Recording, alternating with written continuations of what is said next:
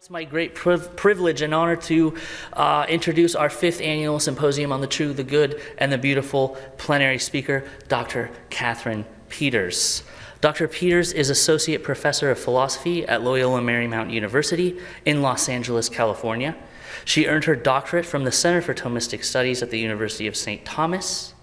She is a specialist in the thought of St. Thomas Aquinas and his Arabic source, the philosopher Avicenna, or Ibn Sina. Her work centers on issues of philosophical anthropology, metaphysics, and natural theology. Currently, and this is fitting, she is particularly concerned with how Thomistic philosophy might enrich contemporary debates concerning disability.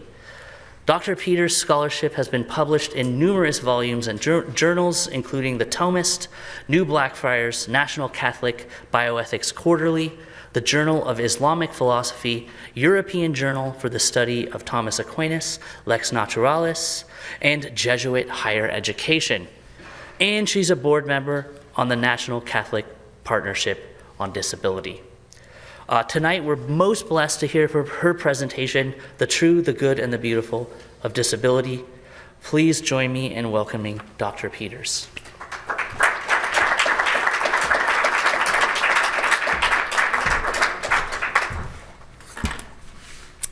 All right, let me get situated here to make sure that I stay within time approximately. I have a lot to say about this, but I'm going to try to keep my remarks within the time allotted so that there will be an opportunity for people to ask questions. That's especially important, I believe, because of the nature of disability, as I hope will become clear, as characteristic of an individual in certain very important respects. So it's a great honor and privilege also for me to be here with you all to talk about the true, the good, and the beautiful of disability. I work at a Jesuit institution and I love St. Ignatius, but my heart is very Dominican. So to be here with you all in Michigan at Aquinas College is just a joy for me. All right, I have prepared a PowerPoint, so I will be displaying that as I go. There's also a handout that largely consists of an outline of my presentation. There's also some recommended readings on the back. You don't need either the PowerPoint or the handout to follow, I hope, what I'm going to talk about. But if it helps you see where we're coming from and where we're going to, that's why I prepared it for you. And of course, if there's questions or if you'd like any other information from me, my contact information is on the handout. All right, without further ado, disability is a significant part of human life. It can be present at any time and in any place, and it affects individuals at any stage of life and across all backgrounds. Recent surveys show that approximately 1 in 4 adults in the United States, or 61 million people, have one or more disabilities. It is not limited by age, sex, ethnicity, or social status, and furthermore can take a variety of forms and result from a range of causes. The personal significance of disability extends even further when one considers its impact on family members, friends, and society. It's fair to assume that some, if not all, of the people in this room have encountered disability directly or indirectly. Such pervasiveness, I believe, calls for close attention and careful consideration. This evening, I will consider the meaning and significance of disability from the perspective of the true, the good, and the beautiful. My approach is informed by the work of Thomas Aquinas. Now, although he left no extended treatise on disability as such, his references are few and often employed to further his explanation of other somewhat related topics. Nonetheless, it has become clear to me, and I hope it will become clear to you today, that Aquinas offers rich resources for investigating this reality. The true, the good, and the beautiful are central concepts in Thomistic thought, which allow us to capture and appreciate something fundamental about reality.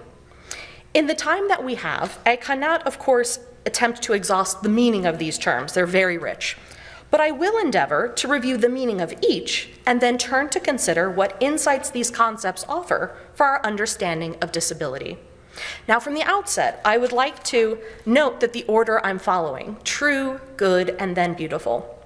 This is quite intentional, it's not random.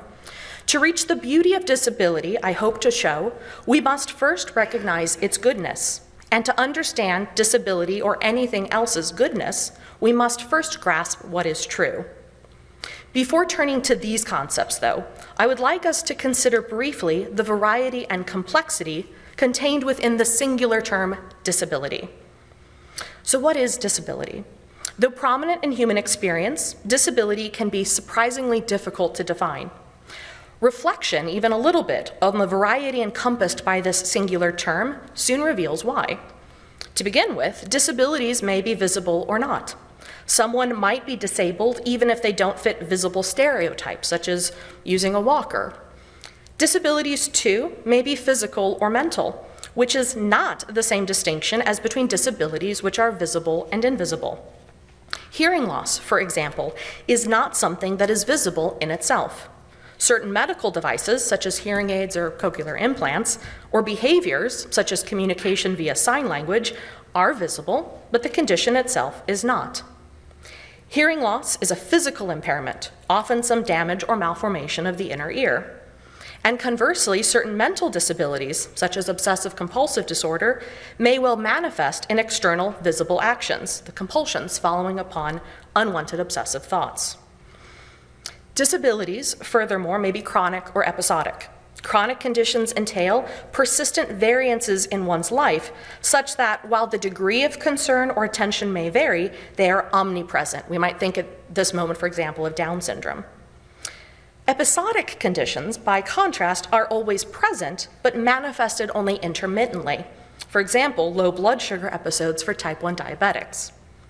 Now, regardless of the classification of a disability as chronic or episodic, they impact the lives of those affected, and as such calls for attention. If we turn to consider then the origination or onset of disability, we come across yet more complexity. Congenital disabilities, for example, are structural or functional anomalies that occur during intrauterine life. Traumatic disabilities are those conditions which follow upon some event or action which disrupts the normal life of a person. These may be physical, such as mobility impairment following spinal cord injury, or mental, such as post-traumatic stress disorder. But they're all characterized by behavior or functions being altered in some significant way by an external cause, typically some accident or illness. Developmental disabilities are when the ordinary course of human development is interrupted or altered in some way, such as ASD, autism spectrum disorder. Age-related disabilities, too, are conditions which follow upon the normal process of human aging, but nonetheless are disabling, such as dementia or osteoarthritis. These, too, may be physical or mental, and may be impacted by additional congenital or traumatic elements. Further distinctions may be drawn to sort disabilities into further classifications, including mobility impairments, musculoskeletal disorders, sensory disabilities, speech-language disorders, learning disabilities, pain disorders, neurological disorders, and many others. This catalog of distinctions I've just rehearsed is not meant to be exhaustive, so if I've left anything out, I'm aware of this. But rather, what I'm trying to do is illustrate the complexity of realities which all fall under the general term disability, hence the sort of ugly, cluttered slide. Now, I note at this point that a distinction is often drawn between impairment and disability, and I've been using this somewhat interchangeably thus far. For the present, I will continue to use these terms interchangeably as they're deeply connected, but I'll return and consider them each in greater detail later. Given the variety and significance of disability, it is important to have clear and accurate notions of what this does and does not signify. Disability calls for response, but appropriate responses themselves depend on a correct grasp of reality. Who among us has not acted without full or accurate knowledge of a situation? If you have, then you know that the course of action you take on limited or incorrect knowledge does not tend to work out very well, at least long term. And I think that considering disability in terms of truth, goodness, and beauty can help us in arriving at the knowledge needed in order to act correctly. So let's turn to consider these three concepts now.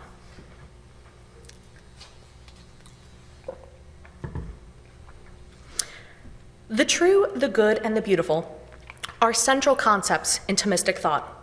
Each aims to identify or capture something fundamental about reality. These terms, however, are not merely descriptive. That is, they don't just help us to describe a given thing. Rather, they help us to grasp, understand, and appreciate what is. For Aquinas, they point us to what we naturally desire. We humans, by nature, desire to know what is true, what is good, and what is beautiful.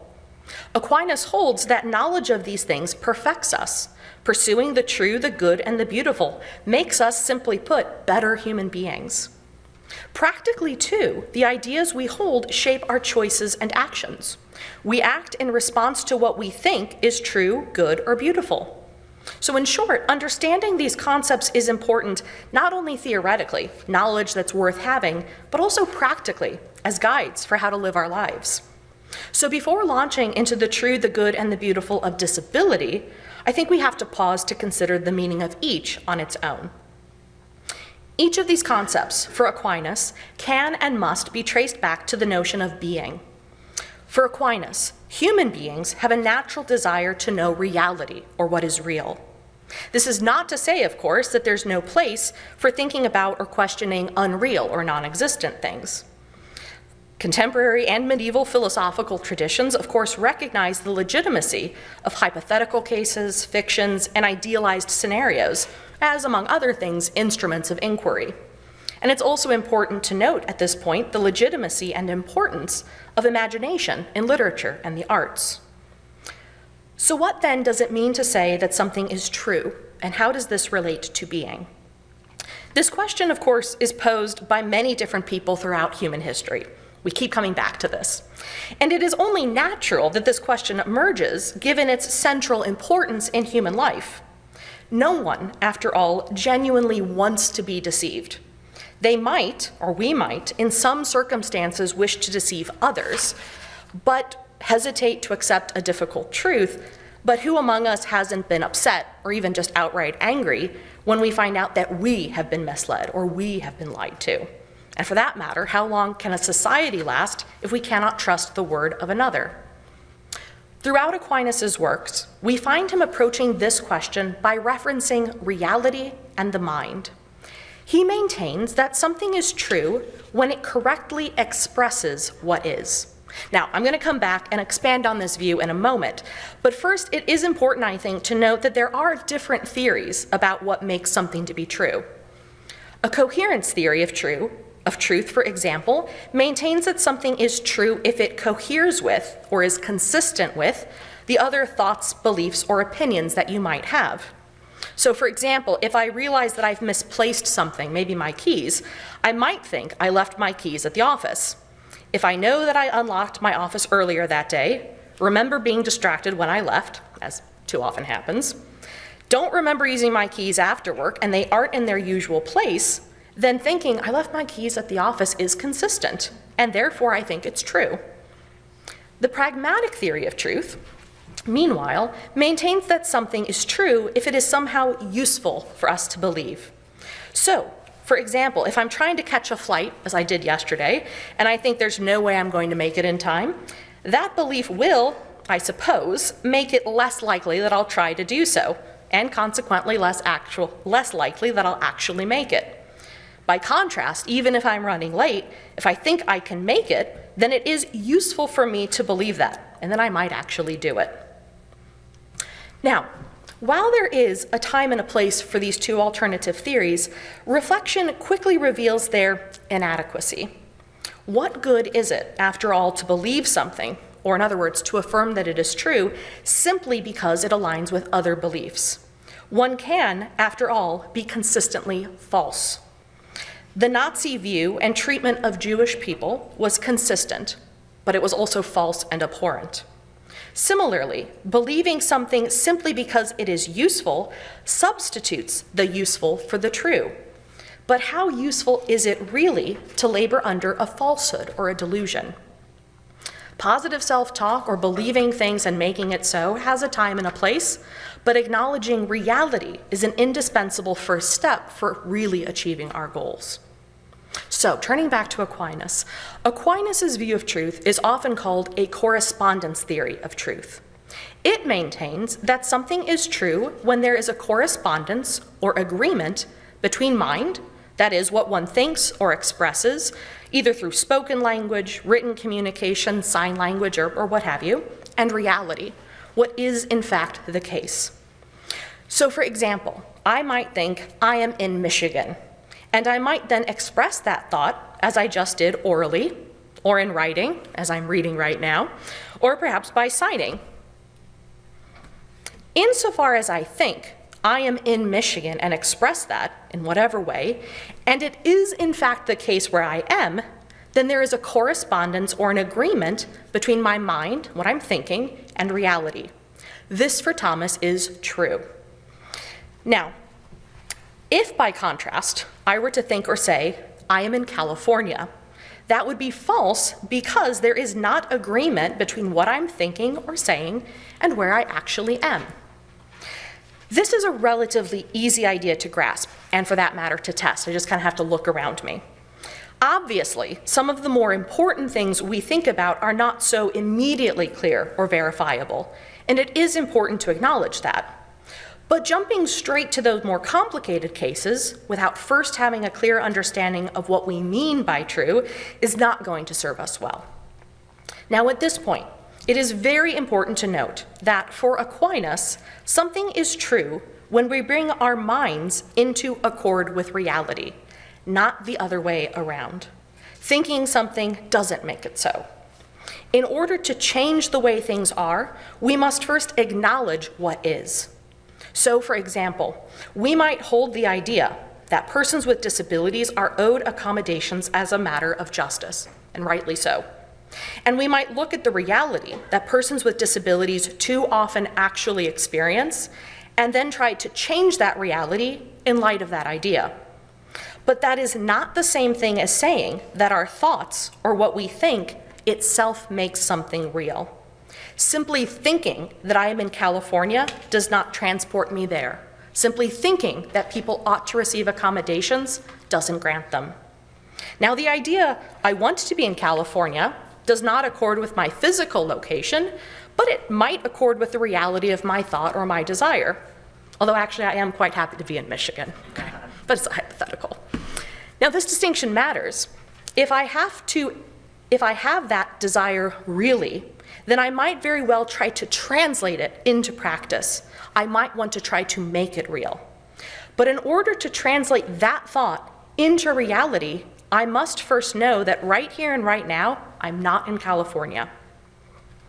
Understood thus, we begin to see how the notion of the true and the notion of being interconnect for Aquinas. We cannot coherently propose an account of something as true or false unless we have an accurate grasp of being or reality. Thus, we can say that truth for Aquinas is an expression of being. When I express something that is true, I am stating something about what is. Turning to the next concept, goodness.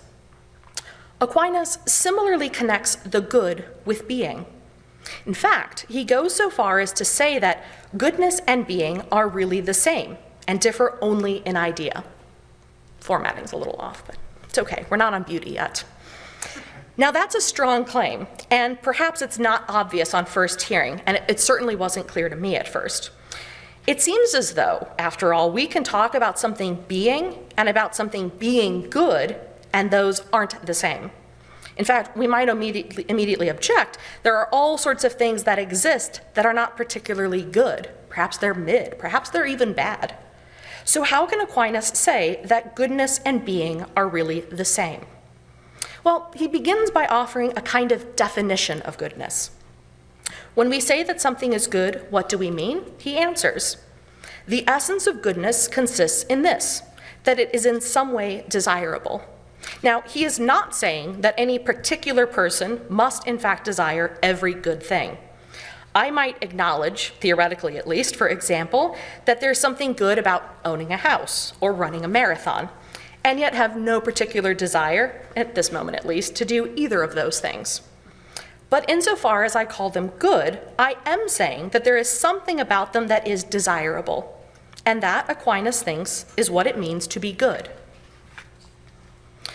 So we then have to ask, well, what makes something desirable? If goodness is what is desirable, why do we desire anything at all? So he continues, a thing is desirable only insofar as it is perfect, for all desire their own perfection. So how is owning a home or running a marathon perfections? Well, insofar as I'm a human being, I need shelter, especially in Michigan. This feels cold to me. I've lived in the South and Southern California too long. Owning a home, it seems, can provide a reliable way of meeting that need. And in that respect, I might say it perfects me in a certain way. Similarly, insofar as I'm a human being, I am naturally capable of movement. And running a marathon, among other things, displays a high-level development of that capacity: endurance, strength, and physical discipline. You might also argue that committing to something like a marathon reflects other perfections as well: steadfastness, self-control, the ability to pursue a difficult goal over time. In these ways, both owning a home and running a marathon count as perfections of a human being, and therefore as desirable, and therefore, for Aquinas, as good. Finally, I note that the determination of something as good is relative to what kind of being we are talking about. What is good for a human can be, and often is, different than what is good for a dog. Aquinas' notion of the good, furthermore, is not limited to things that are extrinsic to us. The examples I gave might have given that impression. Owning a home is extrinsic to me as an individual, as is running a marathon. Both involve going out and doing something well. Now, while both of these, I think, genuinely count as good in Aquinas' view, he thinks that there is a deeper, more important account of what it means for something to be perfective. As he puts it, everything is perfect so far as it is actual. Now here, Aquinas has in mind the distinction between potential and actuality. Simply put, potential refers to what could be, the capacities or possibilities a thing has to become or to act in certain ways, right? So what we could do, our potential. Actuality, by contrast, refers to what is real. So again, I have the potential to be in California, but I'm actually here in Michigan. Similarly, I have the potential to run a marathon, but I'm not doing so actually. For that matter, I haven't done so yet. Someday. For something to be good, let alone perfect, relative to the kind of thing it is, it cannot be merely potential. It must in some way be actual. Something imperfect, limited, but actual is better than something that is theoretically perfect, but only potential. For this reason, Aquinas concludes, a thing is perfect so far as it exists. Now, at this point I should clarify, I'm not arguing that for Thomas, any particular limited good is an absolute good for anyone or everyone. What I am trying to unpack right now is the nature of goodness itself. What do we mean by this? For something to be good, it must exist in some actual way. Potential alone, even vast, impressive potential, does not yet constitute the good. What is good for a particular kind of being, humans, or an individual, me or any of you, can and does vary within some limits.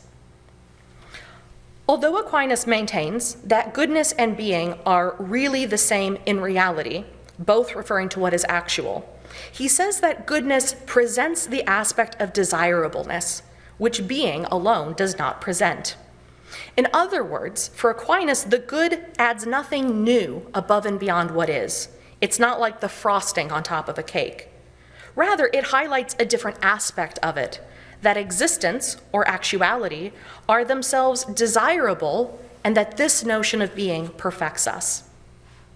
Now at this point, I should add another important qualification. Thomas loved qualifying things. So far, I've been speaking about goodness in a metaphysical sense. Most of the time, indeed probably most of the vast majority of the time, when we call something good or bad, we mean it in a moral sense. So when I say that something is good insofar as it exists, I mean this metaphysically. All right? Questions about whether something is good for a particular person in these circumstances, at this time, and in this place are crucial questions, but they are further determinations. And they're ones I hope to return to later when we turn to the good in relation to disability. Finally, we come to the concept of beauty, or the beautiful. Beauty is often used or understood in a subjective sense. Beauty, they say, after all, is in the eye of the beholder. If we think of beauty primarily in this way, we might, in fact, we probably should, hesitate to say that there is anything objectively beautiful, or for that matter, objectively ugly. Now, Aquinas would not agree with this, and neither, or therefore, neither do I. But such a claim does require some defense. Aquinas, again, connects beauty to goodness, writing, "Beauty and goodness in a thing are identical fundamentally, for they are based upon the same thing, namely the form." What does this mean? Well, form is a term used in Thomistic philosophy to identify what makes something to be what it is. So I'm a human, therefore I have a human form. My dog is a dog because he has a dog form. Importantly, form doesn't simply or merely mean the shape of a thing. Shape is related to what something is, but what something is obviously goes deeper than that. In the case of humans, our form is our soul. We are human because we have a human soul, even if we come in many different shapes and sizes. Now, as we have just seen, to say that something is good depends on or is relative to what kind of thing it is. What makes a donut good is quite different from what makes a dog good, thank goodness. Put another way, they have different forms, and thus what makes them good also differs. Similarly, Aquinas asserts that beauty depends on what kind of thing we are talking about. Now, this makes, I think, immediate intuitive sense if we think about it. A beautiful piece of music has a different kind of beauty than the beauty of a landscape, and the beauty of a dog is different from the beauty of a human being. Now, thus far, we might think that goodness and beauty are simply the same, because they both depend on what kind of thing we're talking about. But Aquinas continues, goodness properly relates to the appetite, goodness being what all things desire, while beauty relates to the cognitive faculty, for beautiful things are those which please when seen. Even if, in reality, a beautiful thing is good and a good thing is beautiful, the part of us that each aspect of that thing appeals to is different. Goodness appeals to our appetitive part, that is, our ability to desire or want something.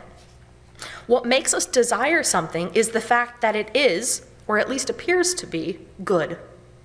Beauty, by contrast, or by complement, has to do with our cognitive ability, our ability to think or comprehend, because we take delight in things when we come to apprehend them. This suggests why goodness and beauty are so closely connected. When I come to realize or see a particular thing as beautiful, it is natural in many instances that I then desire it. And for that matter, it's hard to desire something unless it's first seen or apprehended. Essential to the notion of beauty, Aquinas continues, is some sense of proportion. In other words, there must be something harmonious in a thing if we are to apprehend it as beautiful. This makes sense if we think of beauty not primarily in an aesthetic way, although it is aesthetic, but cognitively. Human beings, as rational beings, enjoy, seek out, and appreciate things that make sense in some way, things that are consistent, coherent. Because we are rational, our sense of beauty also involves some order. We delight in things having order or harmony. Now, elsewhere, Aquinas lists various conditions that must be met if a thing is to be considered beautiful, such as integrity, proportion, clarity. And in the interest of time, I won't pause to consider each of these in detail.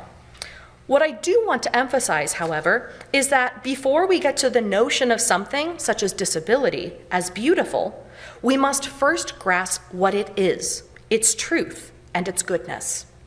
So let's now turn to consider these three notions within the context of disability.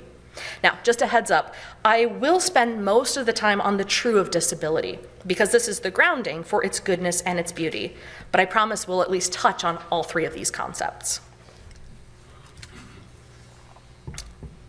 So, the true of disability. Let's recall that by true, we mean a statement, a thought, or an expression, or an idea that aligns with or corresponds to reality.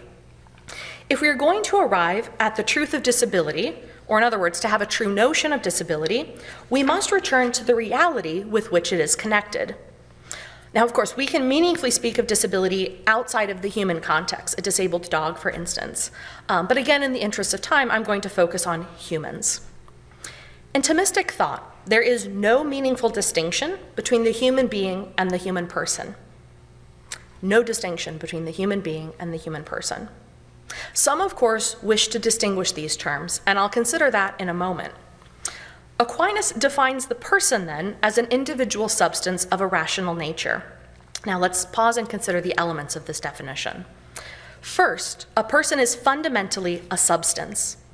A substance is a technical term that refers to a natural thing, not something man-made, like a cell phone or a car or a donut, that exists as a distinct whole thing. Aquinas maintains that there are many different kinds of living substances. A plant, a dog, and a human all count as substances. Insofar as they are substances, they not only exist, they exist as a certain kind of thing, because again, each has a different kind of form. To be a plant, simply put, is different from being dog, and different again from being a human. Substances exist as distinct wholes, which allow us to distinguish, for example, one person from another. Both persons are substances, the same kind of thing, but neither is identical to the other.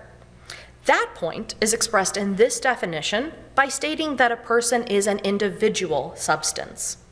The human is, by our very nature, an individual. This person is the union of this body and this soul. While matter, that is our body, and form, or our soul, allows us to grasp what kind of being an individual is, person gives insight into and allows us to appreciate that we are unique instantiations. Bob, Betty, John, Jane, and all of the people here are all different. Finally, the human person is a substance of a rational nature. In Aquinas' view, different kinds of living substances, again, plants, animals, and humans, are distinguished from each other on the basis of their natural abilities. These are sometimes called powers or capacities. Some abilities, such as taking in nourishment, growing, or reproducing, are common to all living things. Animals, however, are able to perform additional natural activities, such as sensing their environment and moving from one place to another. Human beings, finally, are able to do something further that for Aquinas, no plant and no animal can do. We can think, we can reason, and we can understand. And as a result, I note, we are also capable of moral agency. Human beings are individuals of a natural kind that is distinct from other natural kinds, such as daisies or dogs. We are rational. Now, importantly, this definition of person is not an individual substance who performs rational operations. Right? The definition is an individual substance of a rational nature. In other words, this is an essential, not operational definition. This will become, I think, more clear when we think about this in the context of disability. Now, proponents of the distinction between human being and human person, a distinction often drawn, for instance, in debates about beginning and end-of-life care, often invoke capacities or abilities as benchmark requirements for any given being to be considered a person, an individual with moral and legal rights. For Aquinas, however, a being, inasmuch as it is the kind of being that it is, possesses powers in potential. If a being lacks a given power, then it is not that kind of being. Thus, if a being lacks the power of reason, then this being is not a human. But if a being is human, biologically human, a distinct individual brought into being by other humans, then he or she is rational. Of course, Aquinas does not maintain that every person that possesses the power of reason is able, at all times or at all points of development or in all periods of life, to perform rational operations or activities. There can be impediments, either temporary or persistent, developmental or traumatic, which hinder the actualization of this power. But insofar as a human is an individual of a given natural kind, it possesses the natural ability to reason that all humans possess. Thus, the distinction between human being and human person on the basis of activities is foreign to this anthropology. How does this all help us to illuminate the truth of disability? Well, using the anthropology just reviewed, we can formulate a more precise definition of impairment and disability, those two terms I referenced a little while ago, and see more clearly the connection and distinction between them. An impairment, in this view, is the inability of an individual to actualize capacities into activities which fall within the range of normal or species-typical functioning. So, for example, walking is a species-typical activity. Within walking, there is a broad spectrum of variation that still counts as normal. People walk at different speeds, with different gaits, with varying endurance, and so forth. An impairment indicates that one is unable to perform this activity in a manner typically to be expected. This inability might be of greater or lesser severity and of longer or shorter duration, but impairment implies an inability of sufficient severity or duration to impact the performance of a major life activity. And that last phrase, major life activity, philosophically I think is coherent, but it's also the exact language included in the Americans with Disabilities Act. Understood thus, impairment is a privation, which again does not imply personal or moral failure or fault, but identifies a metaphysical absence relative to the species of which an individual is a member.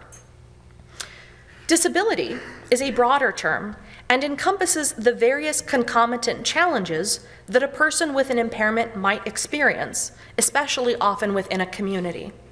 So, for example, someone who has a mobility impairment, such that their natural ability to move is diminished or cannot be actualized, experiences challenges when navigating spaces that presume unassisted walking as the default mode of movement.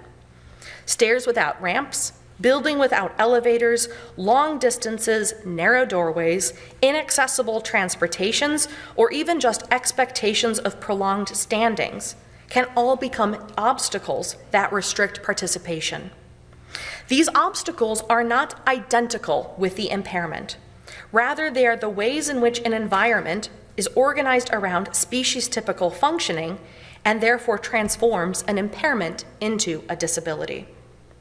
Another example might help to illustrate the distinction I'm drawing. Consider a person with significant vision loss. The inability to perform this species-typical activity is a privation, unlike, for example, the inability of a tree to see, right? No seeing, but one is remarkable. And thus, it is an impairment.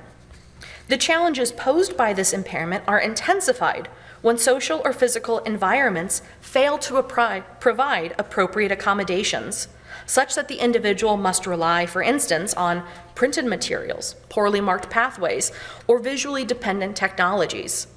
Thus, the individual with this impairment is disabled in these contexts. A truthful notion of disability depends on grasping the reality under consideration, the human person. We are, by nature, able to perform species-typical activities, and consequently, the inability to perform such activities relative to one's age and stage of development is an impairment. To be clear, impairment and consequent disability in no way devalues or lessens the inherent dignity or moral status of the person. The historic and continuing mistreatment of persons with disabilities has led some to maintain that disability is a mere difference, akin to differences of race or sex. Such a view does not, however, capture the reality, I would say the truth, of disability, and it can have significant downstream consequences. To consider the good of disability, I want to begin by drawing a simple but, in this context, very important distinction. Something can be good in itself or good relative to something else. To say that something is good in itself already presupposes some idea of what that thing is. So again, for example, when I say that my dog is a good dog, I mean something quite different than when I say Randy's donuts are good donuts. A good dog is obedient, affectionate, or what have you, whereas good donuts taste good, they have good texture, and so forth. What counts as good, again, depends on the kind of thing we're talking about. Now, insofar as impairment or disability is the inability to perform a species-typical activity, It is not in itself a good. It is instead a privation, the absence of something that, given what kind of being this is, ought to be present. Now here I want to be very clear about what I mean. I'm speaking metaphysically again, not morally. And I am speaking narrowly about the impairment, not the person. These distinctions are crucial. A human being is a being of inalienable worth for Thomas Aquinas, and I think we should accept this, simply in virtue of the kind of being they are. This is an essential view of the person, not a functional one. A person who cannot perform a certain activity, whether because of age, stage of development, illness, or disability, is no less valuable, no less precious, and no less deserving of respect than any other human being. So, where does the goodness of disability come in? I would like to suggest that it does not arise from disability being a good in itself, but rather from its being good relative to the overall nature of the person. The goodness of disability, put simply, is part of the total goodness of the person. And this is why, before we ever get to questions about impairment or disability, we must begin with the reality of the person. In this view, and this point requires, again, careful qualification, it is possible to recognize that certain goods can come about for the person, for their family, or for their community as a result of disability, at least indirectly. This way of thinking and speaking allows us to acknowledge something important. It allows us to be honest about the real difficulties that impairments can involve, without treating the individual as a victim or as an object of pity, or even worse, somehow less than fully human. To be clear, I am not suggesting that we should treat disability as a tool for improving ourselves or others. That would be to instrumentalize the person, to treat them as an object or a means to an end. And that, I would argue, is unacceptable. Still, within the Catholic worldview, we can acknowledge something deeper here. Realities which are not good in themselves and which may cause genuine difficulties can nonetheless contribute to the mere moral and spiritual formation of the person. Now, my claim is not that disability is good because it causes suffering, nor that suffering is somehow desirable. My claim is much more modest, that the goodness of the person is never diminished by disability, and that even something that is metaphysically a privation can become integrated into a life that is meaningful and dignified. Finally, we come to the beauty of disability. As we've already seen, beauty is not identical with goodness, but it is closely related to it. Like goodness, beauty presupposes what something is. Put another way again, what makes something beautiful depends on the kind of thing that it is.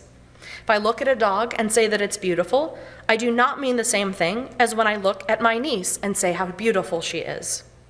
For Aquinas, beauty is not fundamentally an aesthetic category, but a cognitive one. When we grasp, apprehend, or understand something as having harmony or proportion, we find it pleasing or beautiful. It is this deeper, metaphysical account of beauty that allows us to see how disability, too, can be beautiful. Beauty, as we have just seen, refers to a kind of proportion or harmony.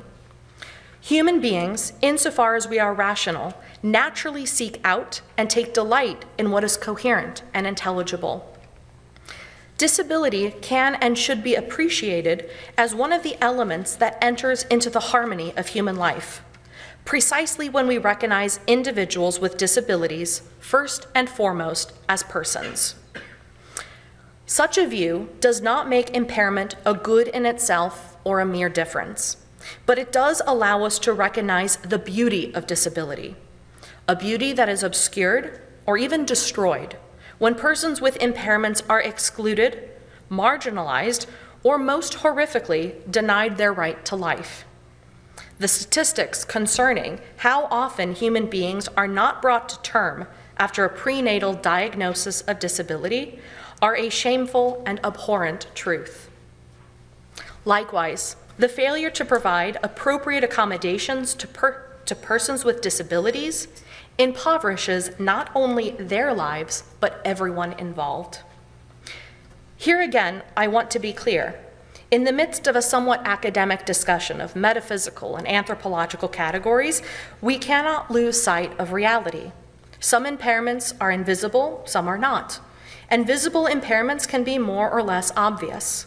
Some impairments involve significant discomfort or pain, and others do not. To deny any of this would be to deny the full reality of disability.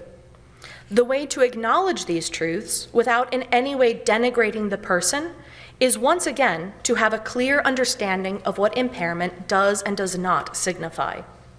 For Aquinas, the recognition that something is beautiful presupposes an act of understanding. We must be able, at least in some measure, to grasp what it is that we are seeing and experiencing. Greater visibility of disability, then, greater awareness of disability, is not merely a social or political goal. It is, I think, a first step towards the recognition of its beauty. So in conclusion, the Catholic intellectual tradition, informed by the insights of Aquinas, offers rich resources for exploring central concerns of human life and for discerning what is true, good, and beautiful. Disability, a prominent and pervasive feature of the human condition, is sometimes thought to challenge traditional or objective accounts of truth, goodness, and beauty. My hope is that I have shown that these notions not only can be harmonized with the reality of disability, but in fact offer indispensable insight into its nature and importance. Now, there are, of course, many further issues to address, but I hope that I have offered a foundation upon which we can build a richer and more careful reflection on disability in light of what is true, what is good, and what is beautiful. Many thanks.